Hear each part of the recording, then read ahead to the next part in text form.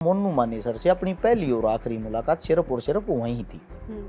और हम्म। मेरा उस पूरी चीजों से कोई लेना देना नहीं था, लेकिन 70 से 80% जो गौ रक्षक है, गौ सप्लाई वो करवाते हैं। गायों की जो गाड़ियां होती है उसका एक कारण बताता हूँ। ये जो स्कैंडल है क्या है, क्या किसी मुसलमान के अंदर इतनी औकात या हिम्मत है वो हिसार में, बहादुरगढ़ में, शापला में, रोहतक में कहीं भी आके सीधी गाड़ी लगा देगा और गायों को उठाएगा और उसके अंदर डाल देगा। गुड़गांव के अंदर से जाके मेवात के अंदर एंट्री होती है, जहां से एंट्री होती है वहां गाड़ी वालों की मंथली बंधी हुई होती है। जो मंथली तोड़ देता है, जो मंथली नहीं देता, उसी को ये पकड़ते हैं, पीटते हैं, जेल में देते हैं। मोनू मानेसर आपके मित्र रहे थे? मेरे मेरे मित्र नहीं रहे, कभी नहीं मिले आप उनसे? ना मिला हूं लेकिन मित्र नहीं रहे। मित्र अलग चीज होती है, मेल जोल तो पता नहीं किस किस से होता। और सिर्फ इसी वजह से मिले थे कि वो गोरक्षक उनके नाम की एक पहचान बनी हुई थी उस समय? जी नहीं, ऐसा भी कुछ नहीं था। मैं हिसार की साइड एक प्रोग्राम में था और वही अनिल आर्य, वो उसी टाइम की उसी वक्त की बात है, वो भी मेरे साथ प्रोग्राम में था। गांव पणियार के अंदर हम प्रोग्राम में थे। पणियार गांव से एक सूचना मिलती है, खबर मिलती है अनिल आर्य को, ना कि मेरे को। अग भाई गाया की गाड़ी भरी जान लग रही है। तो अनिल आर्य बोलता भाई गाड़ी है ऐसे ऐसे चलना। माँ भाई हमने तो जाना भी उस साइड है, चल गाड़ी मैम की तरफ जावे है। तो उसने, इनकी आपसी टीम होती है, टीम वर्क होता है। मैम में उन्होंने नाका लगा दिया, रोहतक में उन्होंने नाका लगा दिया। उधर से मोनू मानेसर शापला लिया था उन्होंने। मैम और रोहतक उस गाड़ी को ना पकड़ के शापला उस गाड़ी को पकड़ा।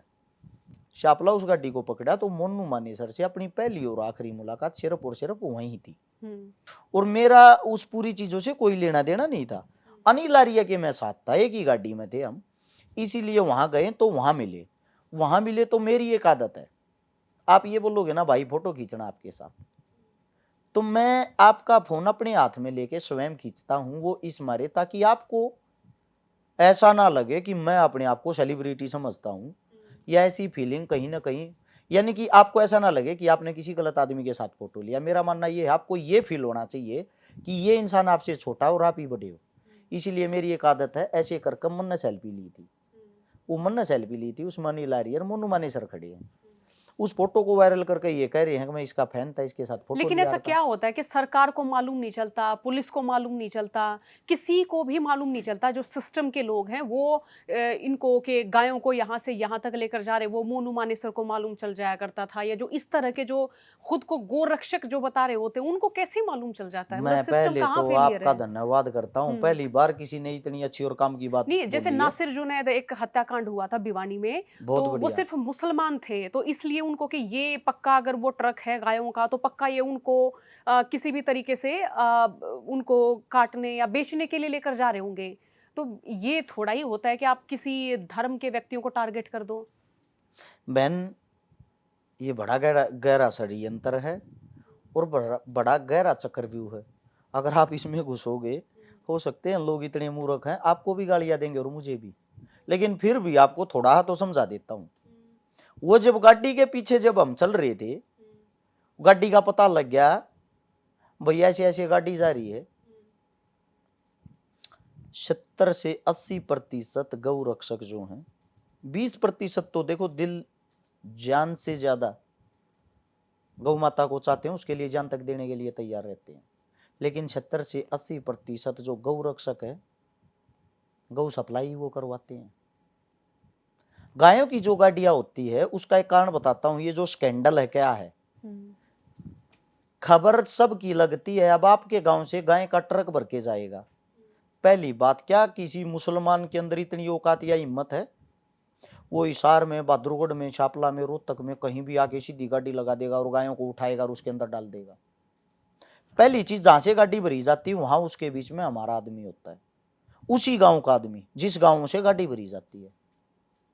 मुकबर जो मोटे रुपये लेता है, जिसका धंधा है ये कि भाई मैं बैकग्राउंड में रह के काम करूंगा, मैं मैन आदमी नहीं बनूंगा, मैं मतलब ऐसे समाज से आता हूं, मेरे समाज वाले मैंने मार देंगे। यानी कि रक्षक ही भक्षक है। वो उस गाड़ी को जब लेके जाते हैं, आपको क्या लगता है कितनी गाड़ियां जाती हैं डेली? 10,000 गायों का आंकड़ा तो मेरे पास है, अगर आप मेरा फ़ोन मेरे को 1 मिनट के लिए दे दोगे, मेरे को थोड़ा सर्च करना पड़ेगा। मैंने वीडियो डाली थी जिस टाइम पे नासिर जुनैद मामले के ऊपर ये बातें चल रही थी। अब पूरी चीज़ें क्या थी, मेरे को मुसलमान हितैषी बोल देते हैं, ये तो मुसलमानों का चाहने वाला मेवातियों की मेर लेता है। भाई साहब उस स्कैंडल को समझो। गुड़गांव के अंदर से जाके मेवात के अंदर एंट्री होती है, जहां से एंट्री होती है वहां गाड़ी वालों की मंथली बंधी हुई होती है। जो मंथली तोड़ देता है, जो मंथली नहीं देता, उसी को ये पकड़ते हैं, पीटते हैं, जेल में देते हैं, जेल में डाल और देते हैं। गुड़गांव से सटा हुआ मेवात है, तो मेवात के ज्यादातर नौजवान ये तो काम करते हैं, ट्रांसपोर्ट का, ट्रक चलाया करते हैं वो सारे। देखो मेवात के अंदर सबसे ज्यादा एक जो सबसे बड़ी यूनियन है वो है ड्राइवर यूनियन, ट्रक यूनियन। उनका कार्य यही है।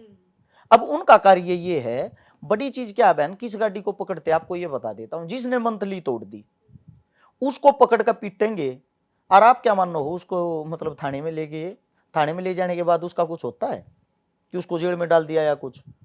95% केसों में ऐसा नहीं होता। वो इनके पास से नहीं छूटता तो वहां जाके छूट जाता है। तीसरे दिन वो ये गाड़ी फिर भरे पावे, क्योंकि उन लोगों का एक काम है। अब कई बात कहते हैं, मेरे को ऐसे टारगेट किया जाता है, मुसलमान ना खाई थी, इसी मुसलमान गां काटे हैं। एक कड़वा सच बताता हूँ, रिसर्च करना कभी, कत्ल खाने खुलवाए किसने मेवात के अंदर? ये बीजेपी में ही खुले हैं, बीजेपी राज्य में बूचड़ खाने जो हैं। हाँ। इसको छोड़ दो, पहले वाले जो भी सरकार रही होगी उन्हीं ने खुलवाए ना, सरकारी लाइसेंस है ना, खुलवाने वाली सरकार है। तो गाय काटने वाले मेवाती कैसे हो गए? मैं हाल की बातें बता दूंगा, आप रोने लग जाओगे, ये हालात हैं। मेरे को भी ये लगा मेवाती गाय काटते होंगे। मैं मेवात के अंदर गया, वहां की जो सब्जी मंडियां हैं, वहां के जो रोड, वहां के जो चौक, वहां तो गायें घूम रही है। मेवाती खुट्टे पे गायें पालते हैं, सबके घरों में गायें हैं ज्यादातर। अब मेरे दिमाग में एक बात आई, ये गायें पालते हैं तो ये गायें को काटते क्यों हैं? बहन जी इस बात को थोड़ा आप समझोगे। आप वहां पे जो कत्ल खाने हैं उनके लाइसेंस सरकार ने दिए हैं। सरकार भारत देश के अंदर जो गाय का बीफ जिसको बोलते हैं उसको एक्सपोर्ट करती है। हिंदुस्तान 2014 से पहले 14वें नंबर पर बीफ एक्सपर्ट था। इस वक्त हिंदुस्तान की जो स्थिति है, जब गायों की सरकार आई, गौ माता के नाम पर सरकार आई, दूसरे नंबर पे भारत आता है गाय का मीट सप्लाई करने में। और हमारे साहब जो हैं, हमारे मालिक जो हैं इस वक्त सरकार को चलाने वाले, वो अभी गल्फ जो कतर के देश जिनको बोलते हैं वहां गए, वहां एक नई चीज साइन करके आए हैं कि हिंदुस्तान से गाय का जितना मीट आता था उससे 3 गुना ज्यादा आया करेगा। यानी कि आने वाले 1 साल के या 1.5 साल के अंदर हो सकता है हिंदुस्तान एक तरफा पहले नंबर पर होगा गाय का मीट सप्लाई करने में। फिर आप गाय के ऊपर दोहरी राजनीति क्यों करते हो? दूसरी बात, मेवात के अंदर इस वक्त 8 नए गौ हत्या खुल के तैयार हो चुके हैं, 22 खुलन लाग रहे हैं, 30 गौ हत्या पर कार्य चालू है, जिनका लाइसेंस किसने दिया है? हाल ही की सरकार ने। और सरकार ही अपनी रैलियों के अंदर क्या बातें बोलती है? गौओं को बचाओ। किन से बचाओ? कसाईयों से। कसाई किन को बोलते हैं? मुसलमानों को। भाई साहब आप लाइसेंस ही मत दो ना, आप लाइसेंस ही नहीं दोगे तो गायें कैसे कट जाएंगी? और इसमें पूरे स्कैंडल में मैं मूर्ख समझता हूं मेवात वालों को। ऐसा क्यों? ऐसा इसलिए, वे बेचारे मेवाती जो हैं, मुस्लिम जो हैं, वे इतने दबे डरे हुए होंगे, उनको ये लगता है अगर आप लोगों ने एक भी अल्फाज सरकार के खिलाफ बोला, आप लोगों पे कार्रवाई हो जाएगी।